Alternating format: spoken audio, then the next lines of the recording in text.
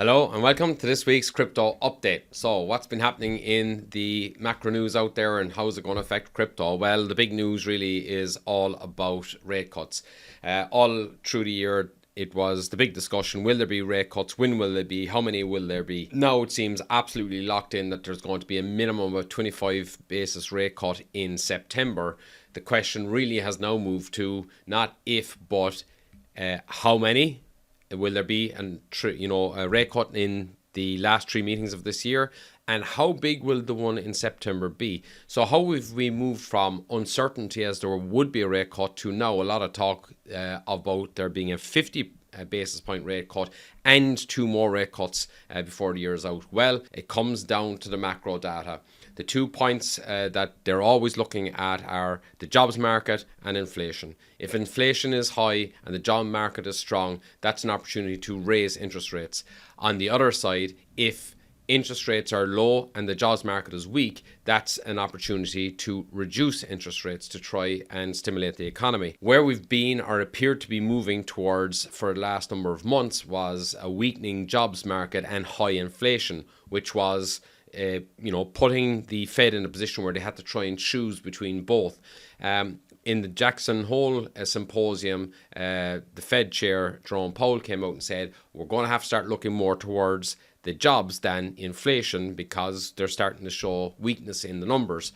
But it's got even better from the point of view of the news that has come out that might lead to these rate cuts. So what happened first? Well, first of all, last month we saw a concerning US payroll report that rocked markets, and it was followed by bad news this month.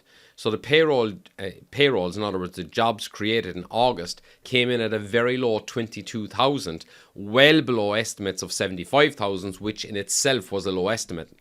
And then there was also previous revisions to the previous month, which was June. Payrolls falling to minus 13, the first negative month in years. So here we have real cracks showing in the jobs market. And so that would then position the Fed where they're really going to have to look at this and go, look, whatever's happening with inflation, maybe it's going to go up because of tariffs, etc.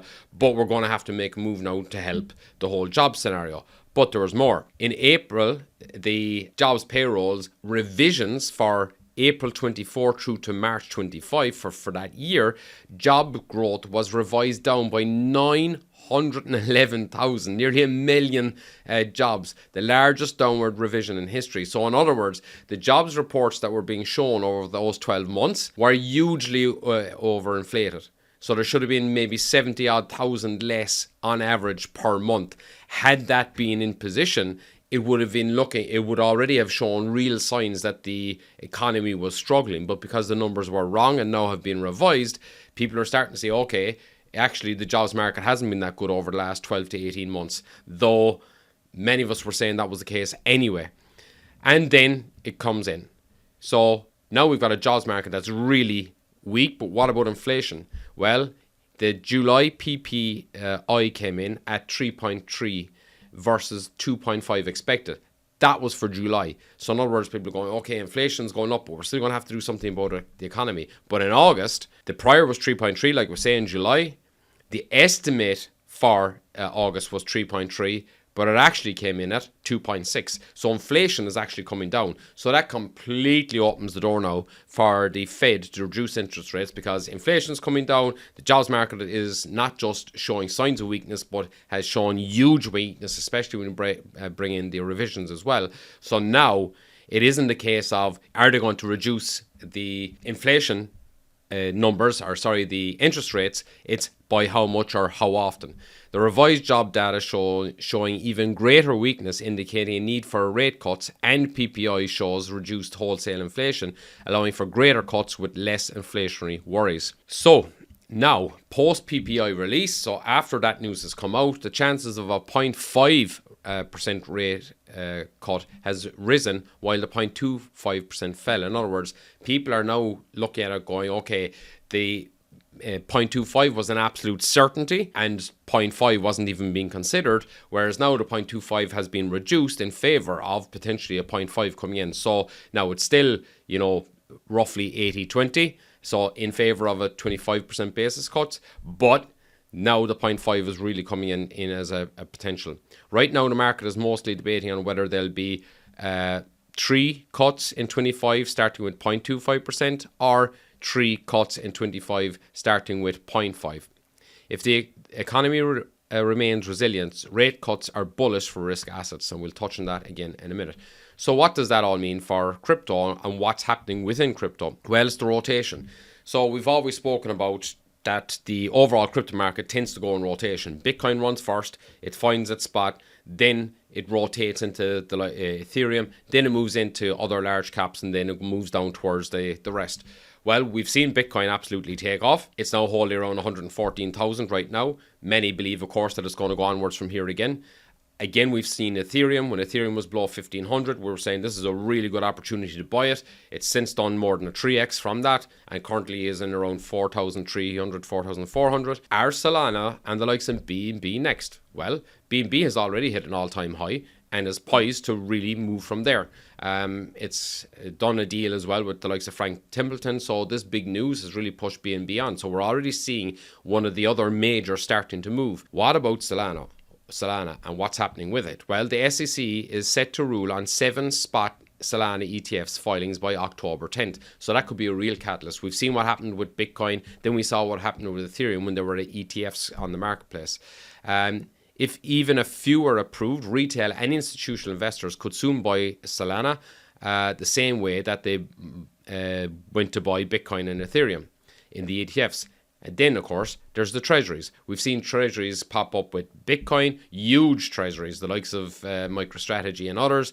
Then we've seen the likes of Bitcoin and others with Ethereum. Are we going to see something similar with Sol? Well, public companies from UpX to DeFi Development Corp have already stacked more than 400 million this year.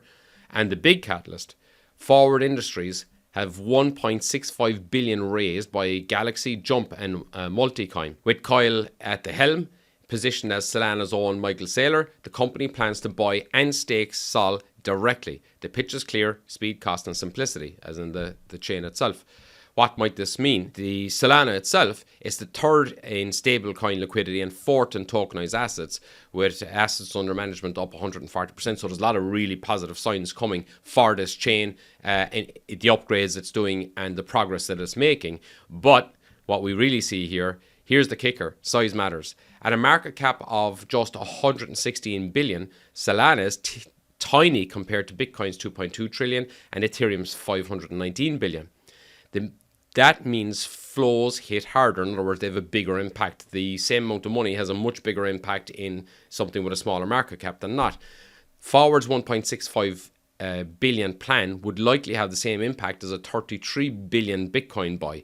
So in other words, there is potentially huge buy pressure coming into Solana here, not to mind treasuries and ETFs coming into place. So there is the potential here for Solana to be one of the next major caps to really go on a run. Bitcoin proved the recipe in 24, Ethereum repeated it in 25. Now all conditions are converging for Solana.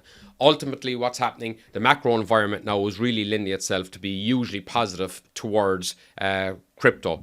If we see these rate cuts, which seems highly likely now, that's hugely bullish for risk on assets, whether that's crypto or the stock market and so on.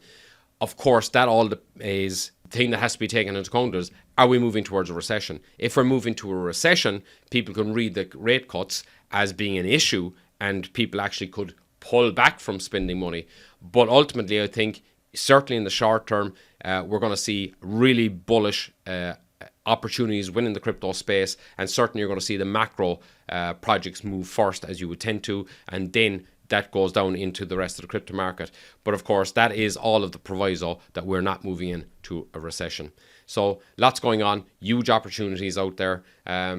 Watch the space, but it seems like now we're moving towards very favorable occasions for risk on assets, as long as we can stay off with the recession. Hope you found that useful. We'll talk to you all very soon.